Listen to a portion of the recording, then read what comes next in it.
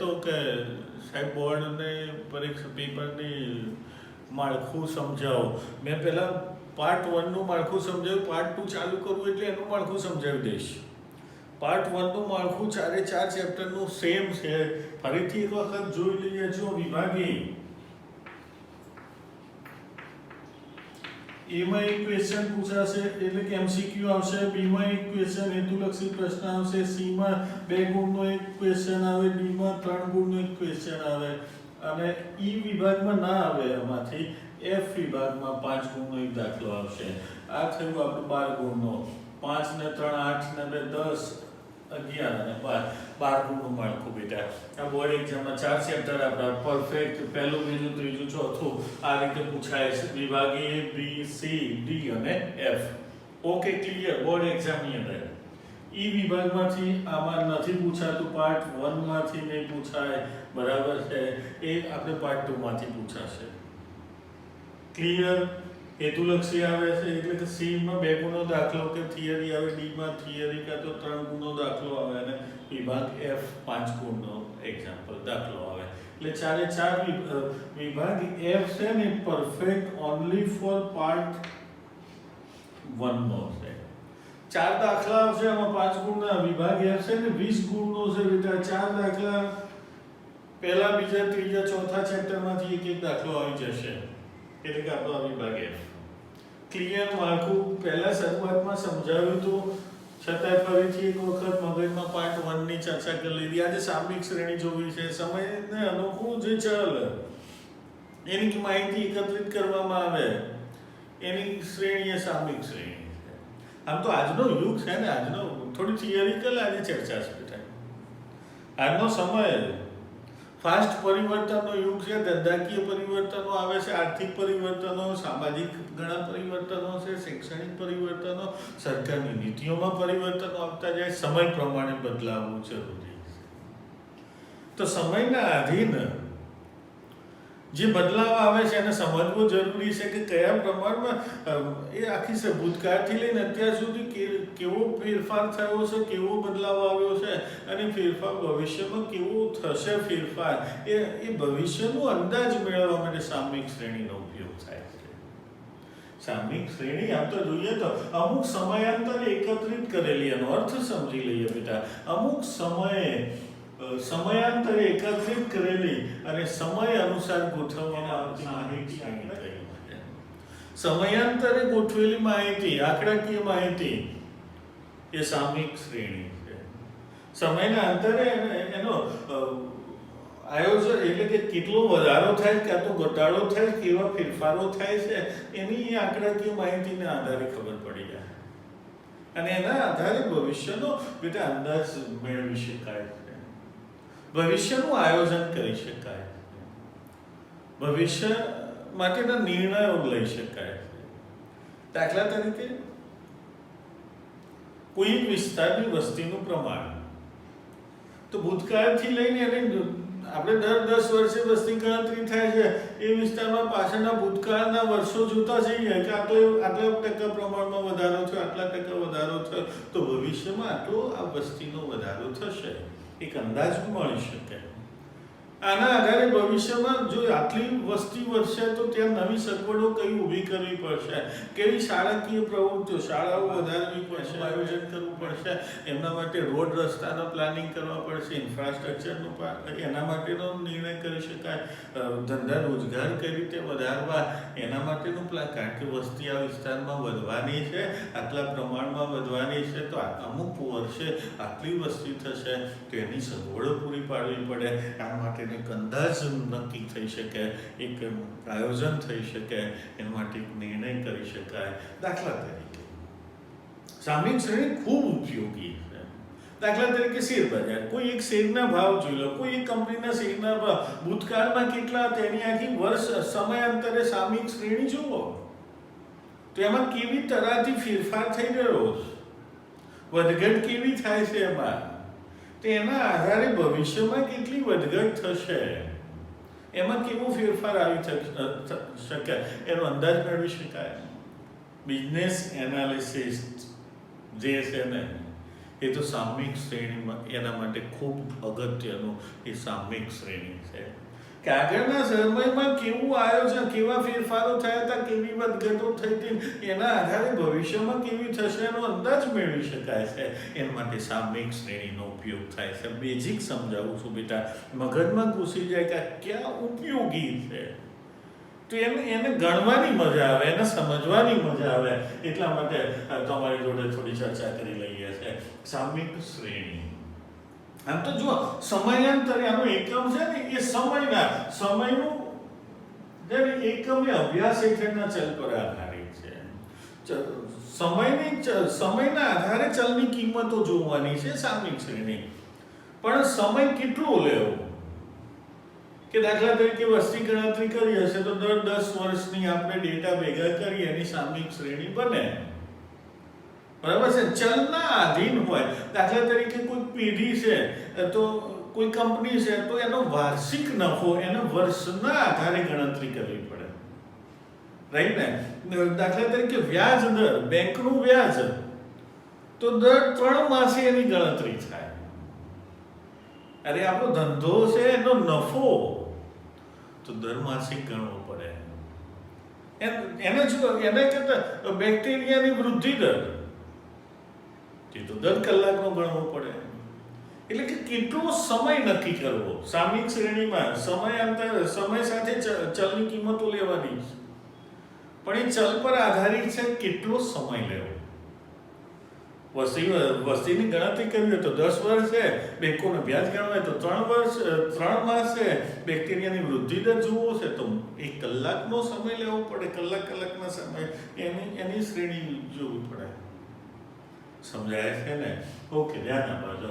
સામયિક શ્રેણી આના કારણે શું થાય કે જે ચલનો અભ્યાસ કરીએ છે ને એ ચલ વિશે સામયિક શ્રેણીથી એ ચલની કિંમતમાં થતા જે ફેરફારો છે ને એની દિશા જાણી શકાય, એ ફેરફારોનું પ્રમાણ જાણી શકાય અને ફેરફારો કઈ રીતે થઈ રહ્યા છે એની તરાહ જાણી શકાય છે આ સામયિક શ્રેણી દ્વારા.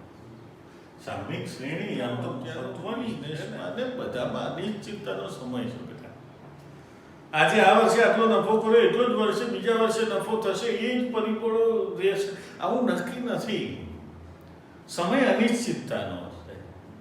ક્યારે પલટાઈ જાય, ક્યારે પરિવર્તન આવે નક્કી ના. તો આના માટે સામયિક શ્રેણી મહત્વની છે, એનો અભ્યાસ કરવો જરૂરી છે.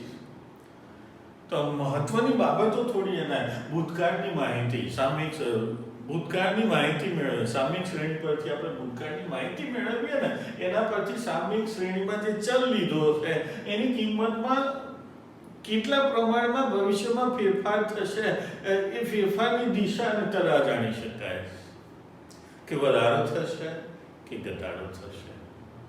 વધારો થશે તો કેટલા પ્રમાણમાં થશે, કઈ રીતે થશે.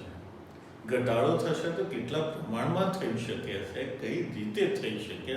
આ સામયિક શ્રેણી પરથી બેટા જાણી શકાય છે. બીજી એક બાબત, જો કેટલા પ્રમાણમાં ફેરફાર થાય છે એ જાણી લઈએ. આ સામયિક શ્રેણીના આધારે ભવિષ્યમાં કેટલો ફેરફાર થશે એ પ્રમાણ જાણી લઈએ તો એ પરથી ભવિષ્યનો અંદાજ, ફેરફારનો અંદાજ મેળવી શકાય કે 10 વર્ષ પછી આટલો ફેરફાર થશે, 5 વર્ષ પછી આટલો ફેરફાર થશે અને એના માટે આપણે પ્લાનિંગ કરી શકીએ. તો ભવિષ્યનો ફેરફારનો અંદાજ મેળવી શકીએ તો એના આધારે ભવિષ્ય માટેના અગત્યના નિર્ણય લઈ શકાય કે 5 વર્ષે આવો ફેરફાર થવાનો છે આટલો, તો અત્યારથી આપણે એને ડેવલપ થઈ જાય અને એ ફેરફારને એડજસ્ટ થવાનો પ્રયત્ન કરીએ. ઉદ્યોગોની અને સરકારની નીતિ ઘડવામાં આ બહુ અગત્યનું છે. દાખલા તરીકે વસ્તી, 10 વર્ષ પછી કેટલી વસ્તીમાં વધારો થશે, સરકાર એનો ભવિષ્ય એનો અંદાજ મેળવી લે સામયિક શ્રેણીના આધારે. તો સરકારે એટલી વસ્તી વધવાની છે તો એના માટે કઈ નીતિઓ અપનાવી, કેવી વિકાસની યોજનાઓ ઘડવી, એમના શિક્ષણની કેવી સુવિધાઓ માટે અત્યારથી પ્લાન કરવું, એમને રોજગારીની નોકરીની તકો માટેનું અત્યારથી પ્લાન, આ એડવાન્સ ખબર પડતી જાય. એટલે કે ઉદ્યોગની અને સરકારની નીતિ ઘડવામાં સરળતા પડે સામયિક શ્રેણીના કારણે. ચોથી એક બાબત અલગ છે કે 2 કે 2 થી વધુ ઉદ્યોગપતિઓ હોય અથવા સરકારી સંસ્થાઓ હોય, એમને જે મેળવેલી માહિતી છે એ સામયિક શ્રેણીના આધારે એની તુલનાત્મક અભ્યાસ થઈ શકે કે એકે મેળવી બીજા બંનેનો તુલનાત્મક અભ્યાસ સામયિક શ્રેણીના આધારે થઈ શકે.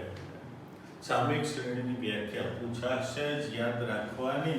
નિયત સમયે લેવામાં આવેલા અવલોકનોના સમૂહને સામયિક શ્રેણી કહે છે. નિયત સમયે લેવામાં આવેલા અવલોકનોના સમૂહને સામયિક શ્રેણી કહેવામાં આવે છે. જો અત્યાર સુધી આપણે સાપેક્ષ ચલ અને નિરપેક્ષ ચલ જોયું, અહીં જે નિરપેક્ષ ચલ છે ને એને સમયને નિરપેક્ષ ચલ તરીકે લેવામાં આવે છે, જેને ટી કહીએ છીએ. આપણે અત્યાર સુધી નિરપેક્ષ ચલને x તરીકે દર્શાવતા હતા અને સાપેક્ષ ચલને y તરીકે દર્શાવતા. હવે સામયિક શ્રેણીમાં સમયને નિરપેક્ષ ચલ લીધો એટલે એને નિરપેક્ષ ચલને t વડે દર્શાવ્યો, તો સાપેક્ષ ચલને એ સમયના આધારિત ચલ છે એટલા માટે એને yt તરીકે દર્શાવીએ છીએ. આપણે પેલું x અને y લખતા તેના બદલે કેવું ટેબલ આવે? t અને yt આવે, રાઈટ ને? t એટલે સમયના આધારે આ રીતનું ટેબલ બને 1 2 3 4, રાઈટ ને? x y ની તો ખબર જ છે ને બેટા આપણને. ઓકે, અને y ની જે કિંમતો હોય yt એટલે y1 y2 સાપેક્ષ ચલ આપણો y3 y4 y5 ટેબલ આવું છે. પહેલામાં x અને y નું ટેબલ બનાવતા હતા અત્યાર સુધીના બધા ચેપ્ટરમાં આપણે, રાઈટ ને? હવે ટેબલ કેવું બને? t અને yt નું ટેબલ બનશે. અને આ નિરપેક્ષ ચલ સમયને નિરપેક્ષ ચલ તરીકે લીધો છે સામયિક શ્રેણીમાં, કારણ કે નિશ્ચિત સમય અનુસાર માહિતી એકત્રિત કરવાની છે, સમયને આધીન ચલની કિંમતો ભેગી કરવાની છે, એટલા માટે એને સમયના t એટલે કે એને નિરપેક્ષ ચલ લીધેલો છે. મગજમાં ઉતરે છે. નિયત સમયે લેવામાં આવેલા અવલોકનોના સમૂહને શું કહેવામાં આવે છે? સામયિક શ્રેણી કહેવામાં આવે છે. સામયિક શ્રેણી જો થોડું ચર્ચા કરી લઈએ. થિયરી આમાંથી આવશે, આમાંથી થિયરિકલ પ્રશ્ન આવશે, ફરજિયાત છે, બરાબર છે? 3 ગુણની શોર્ટ નોટમાં એક પ્રશ્ન પૂછાશે એટલે થિયરી સમજવી ખાસ અગત્યની છે. જે ના સમજાય તો કહેજો, ફરીથી તમને એને સમજાવવાનું ટ્રાય કરીશું બેટા. મગજમાં ઉતરી જશે, શાંતિથી સાંભળશો ને તો ફિટ મગજ. નિયત સમયે લેવામાં આવેલા અવલોકનોના સમૂહ યાદ રહી જવું છે. નિયત સમયે લેવામાં આવેલા અવલોકનોના સમૂહને શું કહેવાય? સામયિક શ્રેણી કહેવાય. સમયને આધીન કિંમતો લેવાની છે ને, સમયને અનુસાર કિંમતોની ગણતરી કરવાની છે, એની માહિતી એકઠી કરવાની છે, એ આપણી સામયિક શ્રેણી છે. સામયિક શ્રેણી ધ્યાન આપજો, એનું પૃથ્થકરણ જોઈ લઈએ થોડું.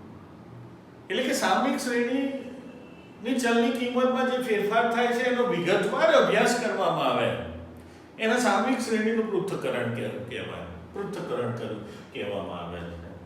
દાખલા તરીકે પૃથ્થકરણ. જથ્થાબંધ બજારમાં ઘઉંનો ભાવ. જથ્થાબંધ બજારમાં ઘઉંનો ભાવ, ઘઉંના ભાવ કેટલું રહેશે એ ઘણા બધા ઘટકો પર આધારિત છે કે એ સમયે ઘઉંનું ઉત્પાદન કેવું થયું, ઘઉંની માંગ કેવી, હવામાન કેવું છે. આ ઘઉંના ભાવ માટે એનું ઉત્પાદન વધારે થયું હોય તો ઘઉંનો ભાવ ઓછો રહે, ઉત્પાદન ઓછું થયું હોય તો ઘઉંનો ભાવ વધારે રહે. Real okay. બીજી બાબત, ઘઉંનો ભાવ એની માંગ વધારે હોય તો ભાવ વધે, માંગ ઓછી છે તો ભાવ ઘટે. ઘણા બધા પરિબળો છે. આ પાછા દરેક પરિબળોમાં અમે અંદર જો ઘઉંનો ભાવ આપણે કેટલું રહેશે તો ઘઉંના ઉત્પાદન પર આધારિત છે, પણ ઘઉંનું ઉત્પાદન કોઈ એક પરિબળ પર આધારિત નથી, એ અનેક પરિબળો પર આધારિત છે. પહેલું જો ઘઉંનું ઉત્પાદન વધે તો ભાવ ઘટે અને ઘઉંનું ઉત્પાદન ઘટે તો ભાવ વધે, રાઈટ ને?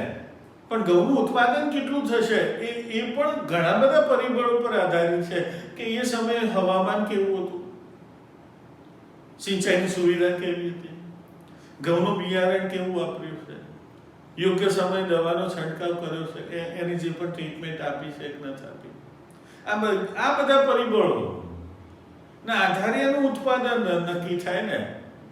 એનું જો બિયારણ સારું હોય, વાવેતર વધારે થયું હોય, હવામાન સારું છે, સિંચાઈની સુવિધા ઓકે છે તો ઘઉંનું ઉત્પાદન વધારે થાય. અને જો ઘઉંનું ઉત્પાદન વધારે થાય તો ભાવ ઘટે. કમ્પ્લીટ ને આ ઘણા બધા પરિબળો પર આધારિત છે. આ જે રીતનું પૃથ્થકરણ કહે એટલે કે આ રીતનો જે કોઈ પણ ચલનો અભ્યાસ કરવામાં આવે ને એટલે આ વિગતવાર અભ્યાસ થયો એને સામયિક શ્રેણીનું પૃથ્થકરણ કર્યું કહેવાય. પૃથ્થકરણમાં બે તબક્કા આવે બેટા. એક ચલ પર અસર કરતા પરિબળો પહેલા ઓળખવા. કોઈ ચલ છે એની માહિતી ભેગી કરવી છે, એમાં જે પરિવર્તનો આવે તો આ ચલ પર કયા કયા પરિબળોની અસર થાય છે પહેલા એ નક્કી કરવાનું. પછી એ પરિબળોને અલગ તારવીને દરેક પરિબળની કેટલા પ્રમાણમાં અસર થશે ચલ પર એ નક્કી કરવાની. આ થયું આખું પૃથ્થકરણ. આ થયું સામયિક શ્રેણીનું પૃથ્થકરણ. સામયિક શ્રેણીના ઘટકો છે ને, નેક્સ્ટ બેટા આપણે ઘટકો જોવાના છે. સામયિક શ્રેણીના ઘટકો. એક ઘટક બોર્ડ એક્ઝામમાં પૂછાશે, ફરજિયાત છે. એટલે મોસ્ટ ટાઈમ નેક્સ્ટ પ્રશ્ન આપણો વેરી મોસ્ટ ટાઈમપી પ્રશ્ન બેટા જોવાનો છે.